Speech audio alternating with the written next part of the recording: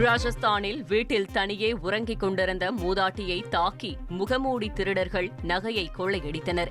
ராஜஸ்தான் மாநிலம் பாலியை அடுத்த பக்தி என்ற பகுதியில் 75 வயது மூதாட்டி வீட்டில் தனியாக உறங்கிக் கொண்டிருந்தார். அப்போது வீட்டிற்குள் புகுந்த 5 முகமூடி கொள்ளையர்கள் மூதாட்டியின் தோடு மற்றும் கழுத்தில் அணிந்திருந்த நகையை பறிக்க முயன்றனர்.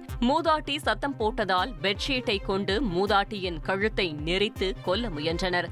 தொடர்ந்து மூதாட்டி குரல் எழுப்பியதால் அவரது மகன் உட்பட அக்கம் பக்கத்தினர் அங்கு வந்த நிலையில் சில நகைகளை எடுத்துக்கொண்டு கொள்ளையர்கள் அங்கிருந்து தப்பியோடினர்.